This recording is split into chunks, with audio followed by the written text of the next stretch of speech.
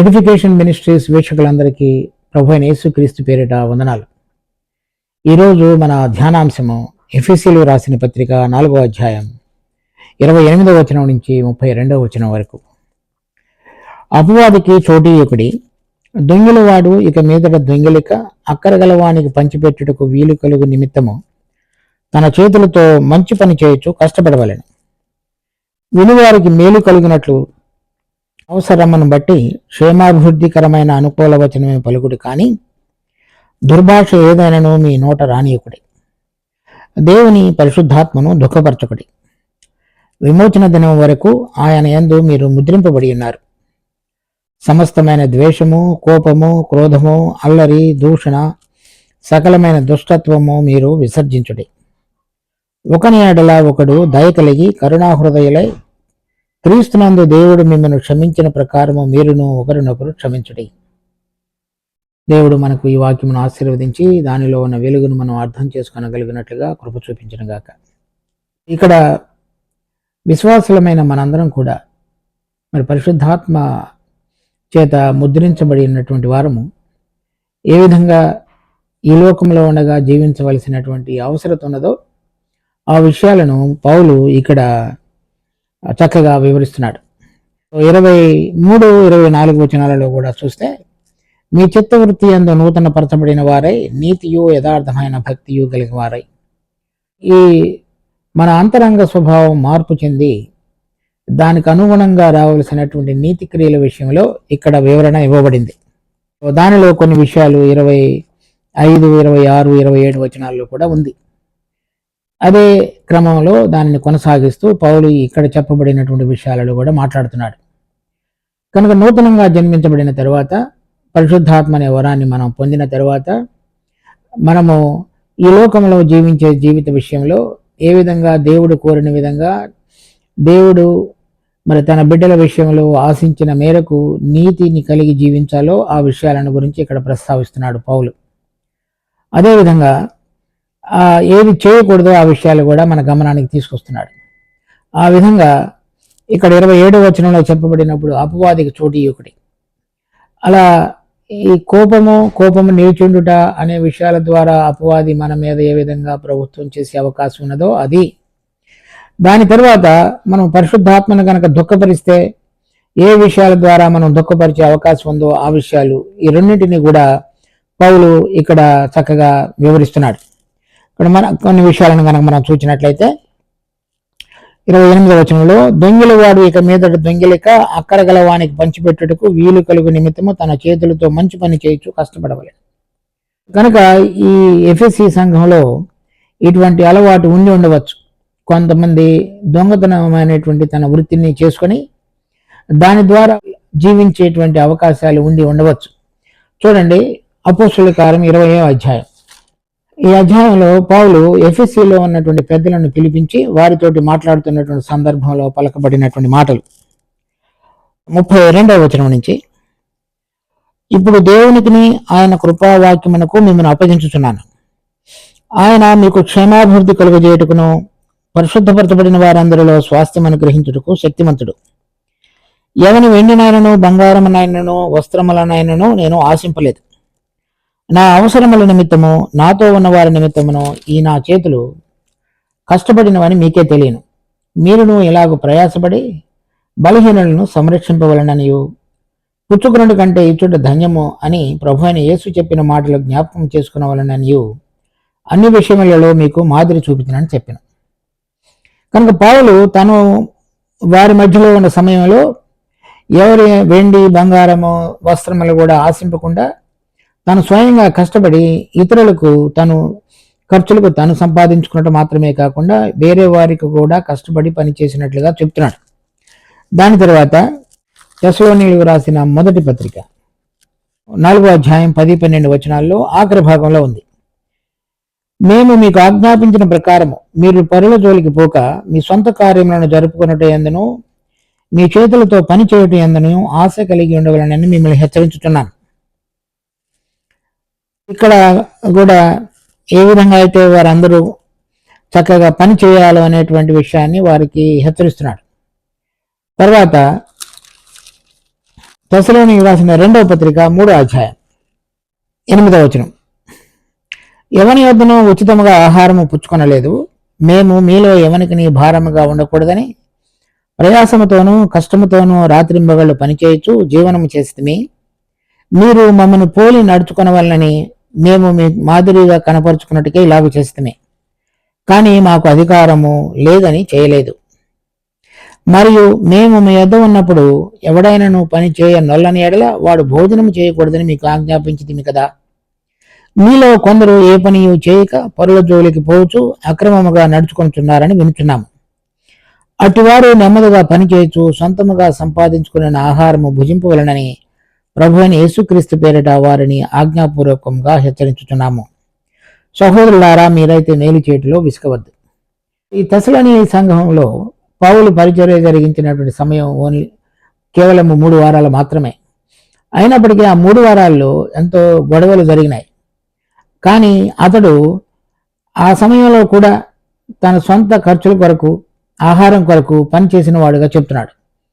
అది వేరే వారు అతనిని మరి అటాక్ చేసేటువంటి ఎదిరించేటువంటి అవకాశాలు ఉన్నప్పటికీ కూడా తన కష్టపడి పనిచేసి జీవించినట్లుగా చెప్తున్నాడు. అది ఎఫెసీ సంఘంలో కూడా అలాగే జీవించాడు. ఈ విధంగా ప్రతి చోట కూడా ఒక మాదిరికరమైనటువంటి జీవితాన్ని అపోస్తలుడైన పౌలు తన పరిచర్య అంతటిలో కూడా ఉంచాడు. కొరింథీలో ఉన్నప్పుడు కూడా అతడు గుడారములు కుట్టేటువంటి వృత్తి గలవాడు గనక అకుల ప్రిస్కిల్ల అయిన వారితో కూడా కలిసి అక్కడ పనిచేశాడు. ఆ విధంగా కొరింథీ, ఎఫెసీ, తర్వాత తెస్సలోని ఈ సంఘాలన్నిటిలో కూడా తన పరిచర్యలో ఉంటున్నప్పటికీ కూడా తన సంపాదన ద్వారా తను జీవించినట్లుగా మనం గమనిస్తున్నాం. ఇక్కడ అదే విషయాన్ని ఎవరైతే దొంగతనం అనేటువంటి ఒక వృత్తిగా కలిగి వారు పరుల మీద ఆధారపడుతూ జీవించినటువంటి జీవితం కలిగి ఉన్నారో వారందరినీ కూడా పౌలు హెచ్చరిస్తున్నాడు. చూడండి, ఆదికాండం 3వ అధ్యాయం 19వ వచనం. నీవు నేలకు తిరిగి చేరు వరకు నీ ముఖపు చెమట కార్చి ఆహారం తిందువు. ఇది దేవుడు మొదటిలోనే మనుషుడు పాపం చేసినప్పుడు, తొలి ఆదాము పాపం చేసినప్పుడు నియమించబడినటువంటి విధానం కనుక ఆ దానిలో నుంచి మనం ఎవరూ కూడా బయటికి రాలేదు. ఇప్పుడు దానిని నెరవేర్చకుండా వారు దొంగతనం అనేటువంటి దానిని తీసుకొని ఆసరాగా వారు జీవించేటువంటి దానికి అది మంచిది కాదు, విశ్వాసులుగా ముఖ్యంగా. కనుక ప్రతి వారు తన సొంత చేతులతో కష్టపడి పనిచేయాలనేటువంటిది హెచ్చరిక మనందరికీ సంబంధించిందిగా ఉంది.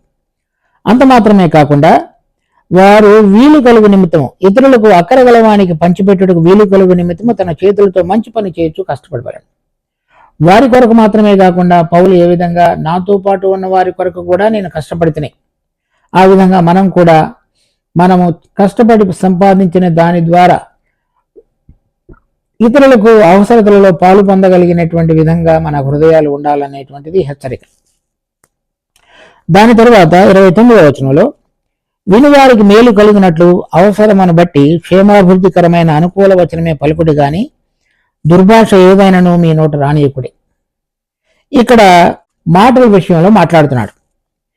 మనము 2 రకాలుగా మాట్లాడే అవకాశం ఉంది. ఒకటి దుర్భాష రావచ్చు, ఇంకొకటి వారు ఆత్మ సంబంధంగా మనం మలికేటువంటి మాటల ద్వారా వారిలో ఉన్న అంతరంగ పురుషుడు బలపరచబడి నూతనంగా చక్కగా రోజు కట్టబడేటువంటి అవకాశం కూడా ఉంది. కనుక ఈ దుర్భాష అనేటువంటిది వారిని కించపరిచి వారిని తక్కువగా చూస్తూ వారి విషయంలో వేరైనటువంటి అభిప్రాయాన్ని కలిగి ఉండటం అనేటువంటిది అర్థం. ఈ క్షేమాభివృద్ధికరమైనటువంటి వచనం పలకటం అనేటువంటిది వారిని ప్రేమించి వారు ఆత్మ సంబంధమైన జీవితంలో ఎదగాలనేటువంటి ఉద్దేశంతో వారి కొరకు భారం కలిగినటువంటి ప్రేమ కలిగినటువంటి మనసు కలిగి ఉండటం. ఈ రెండు ఒకదానికొకటి వ్యతిరేకం. అలా ఏదైతే మనం ఉండకూడదో తర్వాత ఏది ఉండాలో ఆ రెండింటిని గురించి చెప్తున్నాడు. దొంగలించవద్దు, మంచి పని చేయండి. దుర్భాషలాడవద్దు, క్షేమాభివృద్ధికరమైనటువంటి అనుకూల వచనమే మీ నోట రానివ్వండి. తర్వాత మనం చూస్తే దేవుని పరిశుద్ధాత్మను దుఃఖపరచుకుడి. కనుక మనకు అనుగ్రహించబడినటువంటి పరిశుద్ధాత్మను ఆయన ఒక వ్యక్తి, ఆయన మనలో ఉన్నాడు.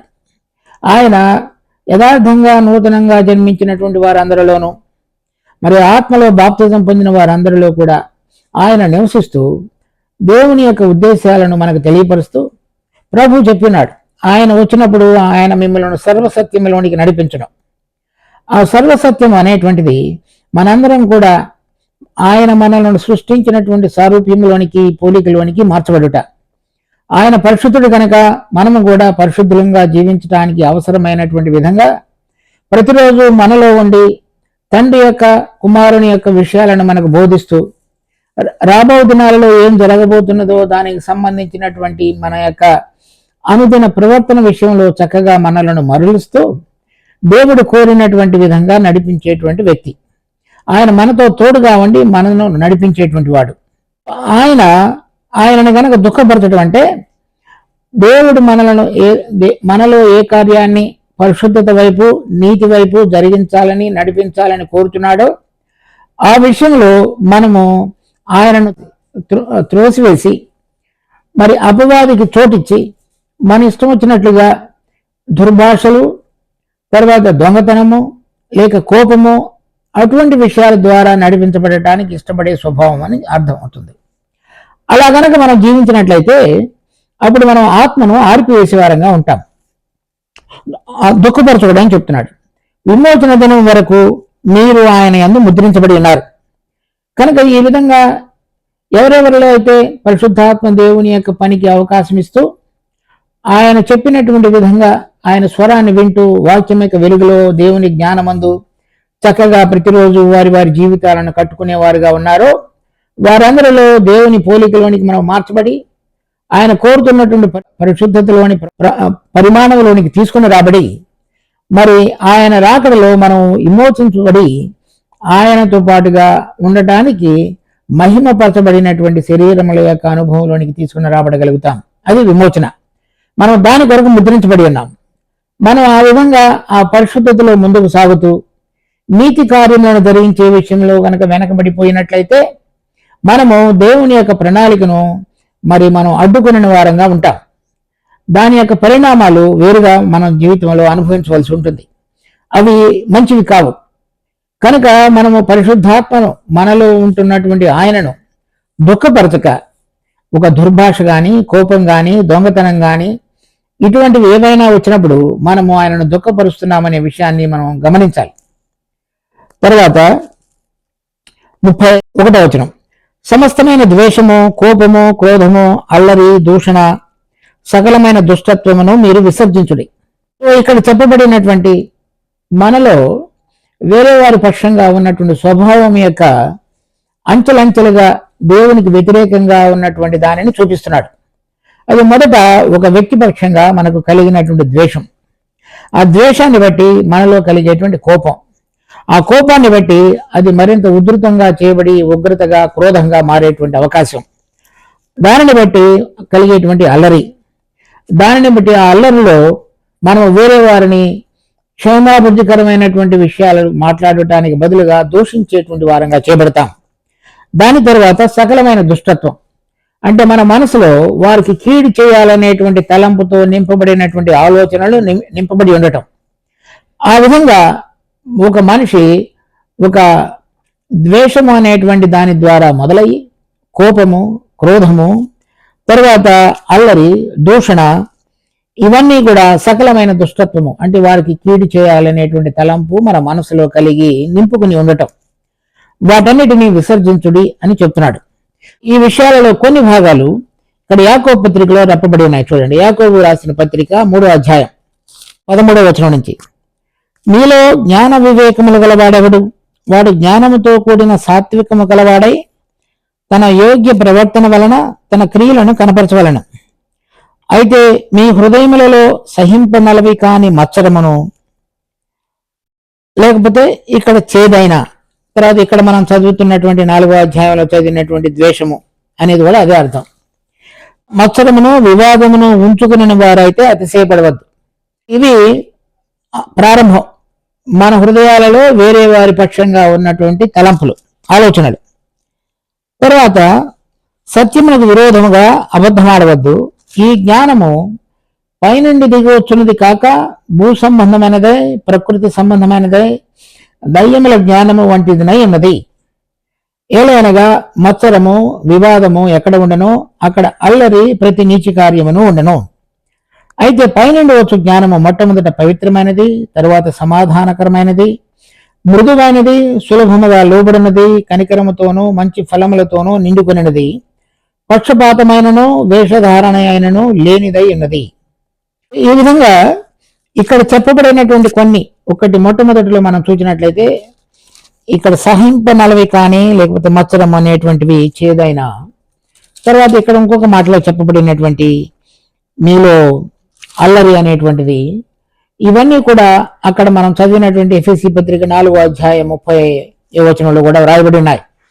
కనుక ఆ మరి ఆ ద్వేషము, ఈ తర్వాత ఈ అల్లరి, ఆ ద్వేషములో నుంచి కోపము, క్రోధము, తర్వాత ఈ సహింపనలవి కానీ, అల్లరి, దూషణ, సకలమైన దుష్టత్వము, ఇవన్నీ కూడా ఇక్కడ యాకోబు చెప్తున్నాడు అవి సెన్సువల్, అంటే ఆత్మ లేనివారు అని అర్థం.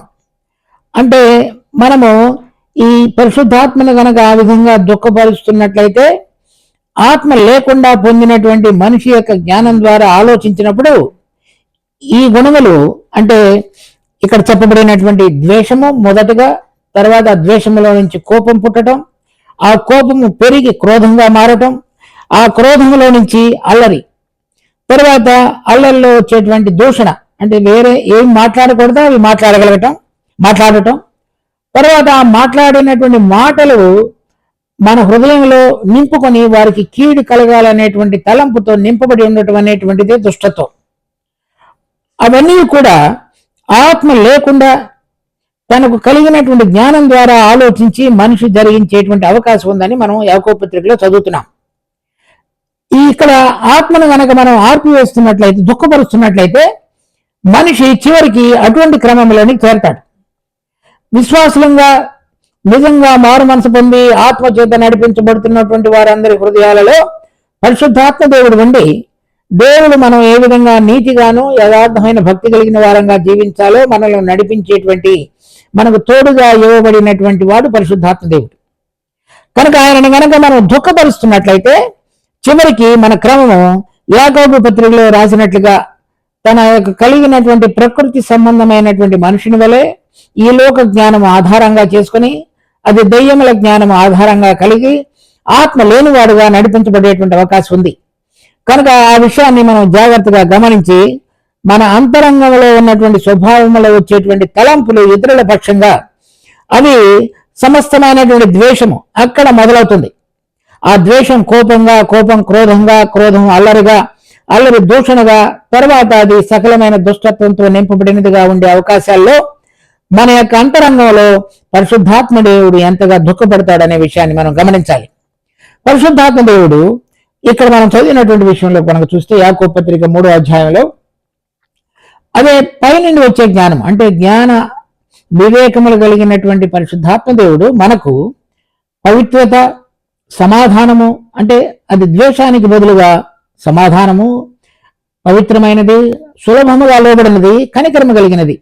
కనుక ఒకవేళ ఎవరైనా తప్పుగా ఉన్నట్లుగా మనకు అనిపించినప్పటికీ కూడా కనికరం చూపించేటువంటిది, మెత్తగా మాట్లాడేటువంటిది, కోపానికి క్రోధానికి విరోధంగా భిన్నంగా ఉన్నటువంటి స్వభావాన్ని ప్రకటించేటువంటిది, అది పైనుంచి వచ్చేటువంటి ఆత్మ ద్వారా పొందగలిగినటువంటి జ్ఞానం.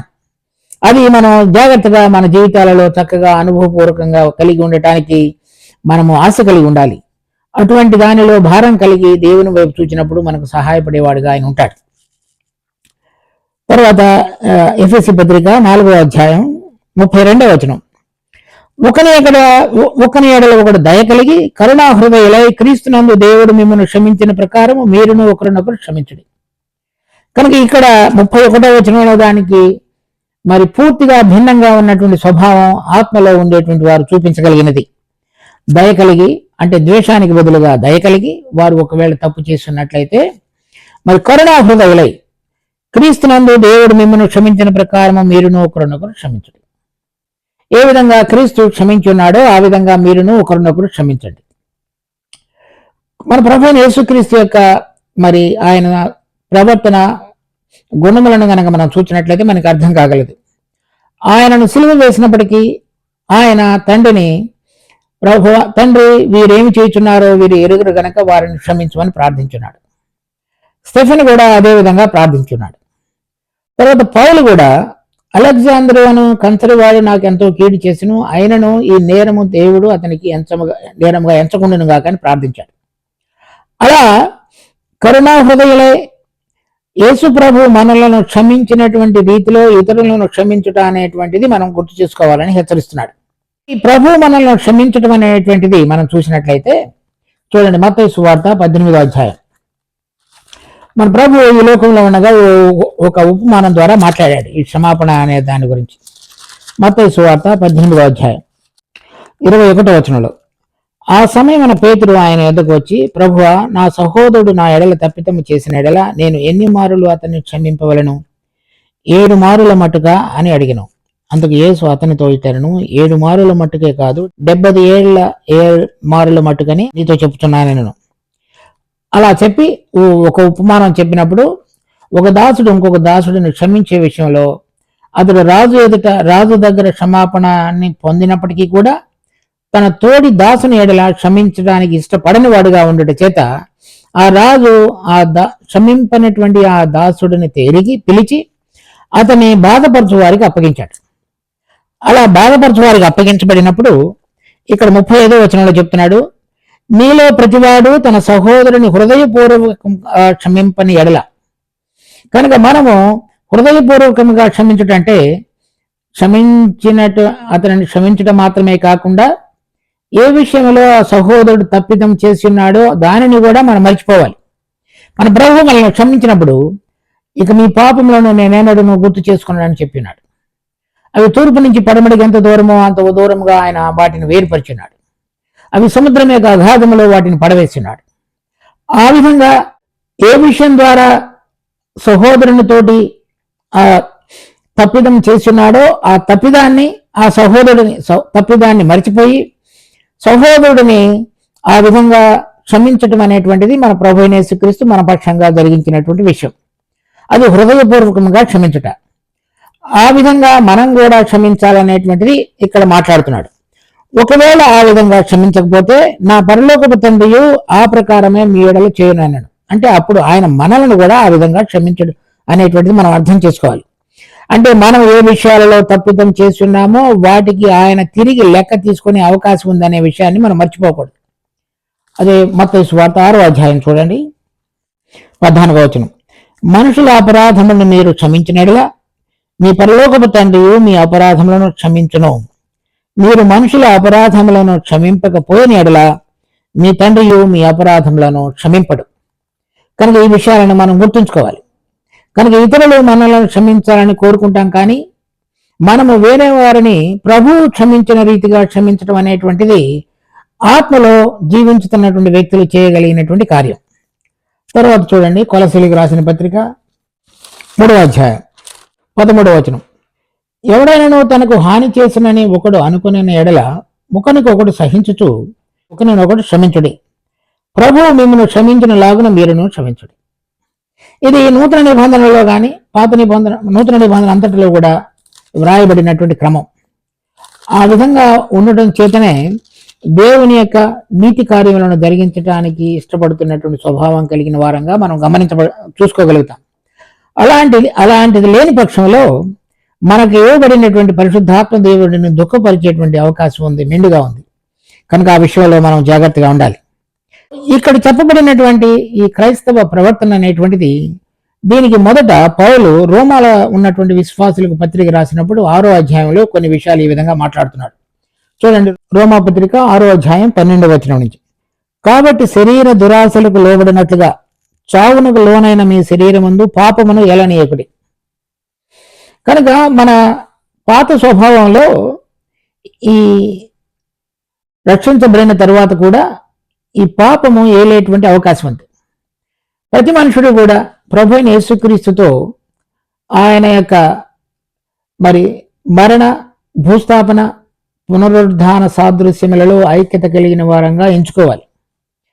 మనందరం కూడా విశ్వాసులైన వారందరూ కూడా ప్రభు అయిన యేసుక్రీస్తు సిలువ వేయబడినప్పుడు మనం కూడా సిలువ వేయబడి మరణం అనేటువంటి ప్రక్రియను మనలో ప్రతిరోజు కొనసాగనివ్వాలి.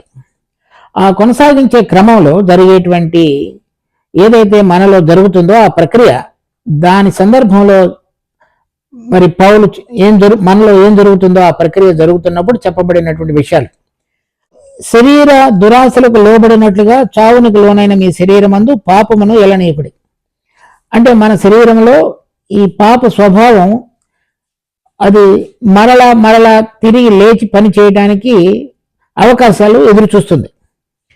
సిలువలో వేలాడబడకుండా ఆయనలో మనం సిలువ వేయబడి ఉన్నామనేటువంటి ఐక్యత విశ్వాసంతో ప్రతిరోజు కొనసాగనివ్వకుండా ఉన్నట్లయితే మరలా పాప స్వభావం మరలా వేరుదని అది చక్కగా మనలో పనిచేసేటువంటి అవకాశం ఆ స్వభావానికి ఉంది. అందుకే 13వ వచనం, మీ అవయవములను దుర్నీతి సాధనములుగా పాపమునకు అప్పగింపకుడి. ఇక్కడ చెప్తున్నాడు మీ అవయాలు అంటే ఇక్కడ మనం ఎఫెసీ పత్రికలో చూసాం. 1 అబద్ధమాడుట మాని ప్రతివాడు తన పొరుగు వానితో సత్యమే మాట్లాడవలను. 25వ వచనంలో అంటే అవి మన మాటలు పలకడానికి వాడబడేటువంటి నోరు. అది యాకోబు పత్రిక 3వ అధ్యాయంలో కూడా చెప్తున్నాడు. ఒకే నోటిలో నుంచి దేవుని స్తుతించేటువంటి విధంగానూ మాట్లాడగలుగుతారు, తర్వాత వేరే వారిని దూషించే విధంగానూ మాట్లాడతారు. అంటే మన అవయవం అక్కడ నోరు. ఇక్కడ రోమాపత్రికలో 6వ అధ్యాయంలో చెప్తున్నాడు, మీ అవయవములను దుర్నీతికి సాధనాలుగా అప్పగించకండి. అంటే మీ నోటిని ఆ విధంగా మీరు వాడవద్దు, దానికి నీతికి సాధనంగా వాడండి. అంటే మీరు ఈ కృపను కనికిరాన్ని క్షేమాన్ని కలిగించే విధంగా వాడటానికి పనికిరాగలిగిన విధంగా నీతికి సాధనాలుగా దాన్ని వాడండి.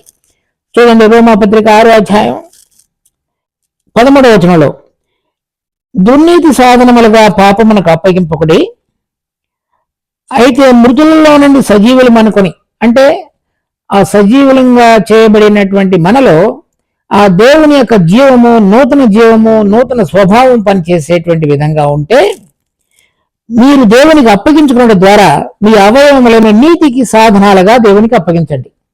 నీతికి సాధనాలుగా అంటే ఇక్కడ చెప్పబడినటువంటి సత్యం మాట్లాడుట, తర్వాత కనికరం కలిగి మాట్లాడుట, క్షేమాభివృద్ధికరంగా మాట్లాడుట, ఆ విధంగా మన నోటిని నీతికి సాధనంగా ఉపయోగించుకునేటువంటి ప్రక్రియ అది.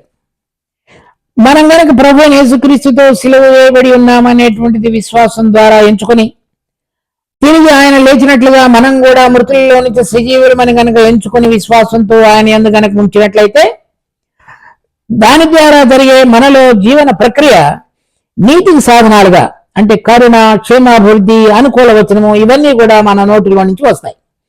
ఆ విధంగా ఉండటానికి మీ అవయవాన్ని మీరు అప్పగించుకోండి. తర్వాత దొంగతనం చేయవద్దు, అది దుర్నీతి. తర్వాత మంచి పని చేయొచ్చు, ఇతరులకు పంచిపెట్టడానికి కలిగిన మనసు కలిగి ఉండటం అనేటువంటిది అది నీతి, అది దేవుడు కోరుతున్నటువంటిది.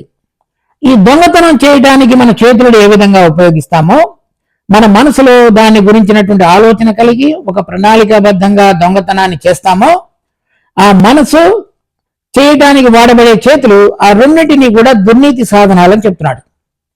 అలా కాకుండా ఆ ఆలోచనలు ఇతరులకు పని చేయడానికి నేను ఏ విధంగా మేలు కలిగించే విధంగా పని చేయాలో ఆ పని చేయటం అనేటువంటిది, ఆ పని చేయడానికి వాడబడేటువంటి చేతులు ఆ రెండు కూడా నీతికి సాధనాలుగా ఉపయోగించటం. మనలో ఉన్నటువంటి ఆ ప్రాచీన పురుషుడు సిలువ వేయబడకపోయిన అనుభవంలో ఉంటే పరిశుద్ధాత్మను దుఃఖపరుస్తూ దుర్నీతి జరిగించుట. అలా కాకుండా ప్రభుతో సిలువ వేయబడి ఆయనతో పాటుగా సజీవులం అనుకుని ఆ నూతన జీవం కలిగి ఆత్మ ప్రభావం ద్వారా మనము మన అవయవాలను మరి పని చేయడానికి ఇతరులకు అవసరతల్లో పంచిపెట్టడానికి పని చేయడానికి విధంగా మన పాదములు చేతులు కనుక వాడబడినట్లయితే అవి నీతికి సాధనాలుగా అప్పగించుట. దాని తర్వాత చూడండి, సమస్తమైన ద్వేషము, కోపము, క్రోధము, అల్లరి, దూషణ, సకలమైన దుష్టత్వము మీరు విసర్జించుడి.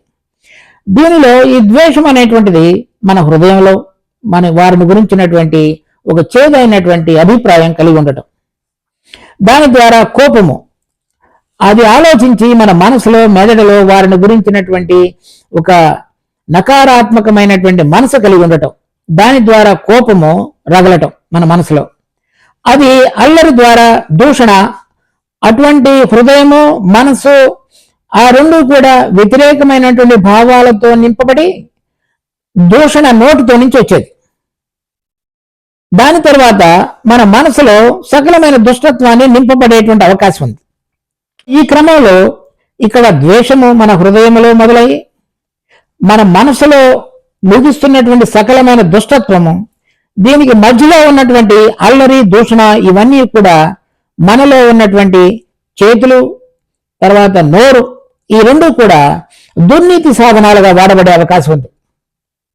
అలా కాకుండా కరుణా హృదయులై, అంటే మన హృదయంలో ఇతరులను క్షమించాలనేటువంటి మనసు కలిగి వారిని క్షమించడం మాత్రమే కాకుండా వారు స్థిరపడాలి, ఆత్మ సంబంధంగా ఎదగాలి, దేవుని యొక్క ప్రేమను నా ద్వారా రుచి చూడగలిగినటువంటి విధంగా నేను వ్యవహరించాలి అనేటువంటి మనసు కలిగి ఉండటం నీతికి సాధనాలుగా మన హృదయాన్ని, మన మనసును, మన క్రియల ద్వారా మన చేతులను, కాళ్ళను ఉపయోగించడం అనేటువంటిది నీతికి సాధనాలుగా అప్పగించుట.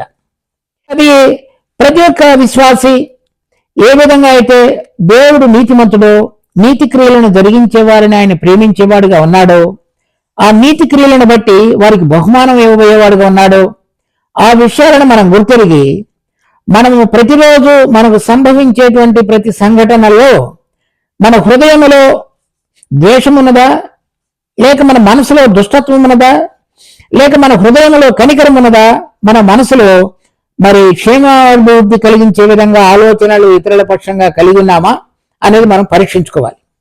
అలా పరీక్షించుకొని పైనుంచి వచ్చే జ్ఞానం ద్వారా, ఆత్మ యొక్క ప్రభావం ద్వారా, దేవుని జీవము మన అవయవాలలో పనిచేయడం ద్వారా నీతికి సాధనాలుగా మనం కట్టబడే జీవితాన్ని కలిగి ఉండాలి. మనము ఈ లోకంలో జీవించే జీవితంలో ఇతరులతో నిన్ను వలె నీ పొరుగువానిని ప్రేమించమని చెప్పబడినటువంటి మాటలలో దేవుడు మనము దేవుని యొక్క నీతిని ఇతరుల పక్షంగా ప్రకటింపాలని, చూపించాలని కోరుతున్నాడు. అలా చూపించేటువంటి క్రమంలో మన యొక్క అవయవములన్నిటినీ కూడా, అంటే మన హృదయము, మన మనస్సు, మన నోరు, మన చేతులు, కాళ్ళు, ఈ విధంగా ప్రతిదానిని కూడా నీతికి సాధనాలుగా అప్పగించడం ద్వారా మనము ఏ విధంగా మరి నిన్ను వలె నీ పొరుగువానిని ప్రేమించుట అనేటువంటి రెండవ కమాండ్మెంట్, ఆజ్ఞ ఏదైతే ఉన్నదో దానిని మనం సంపూర్ణంగా నెరవేర్చగలుగుతాం. అలా నెరవేర్చగలుగుట అనేటువంటిది ప్రతి విశ్వాసి జరిగించవలసిన ప్రక్రియ. వారిలో ఆ క్రియను జరిగించేటువంటి వాడు పరిశుద్ధాత్మ దేవుడు. కనుక మనం ఆయనను దుఃఖపరిచినట్లయితే ఆ మార్పు చెందేటువంటి ఆ క్రమం ఆగిపోతుంది. ఆగిపోయినప్పుడు ఆ విమోచన దినంలో ముద్రించబడినటువంటి దానికి మనం విమోచించబడకుండా ఆగిపోయేటువంటి అవకాశం ఉంది. అది ఎంతో ప్రమాదకరమైనటువంటి స్థితి.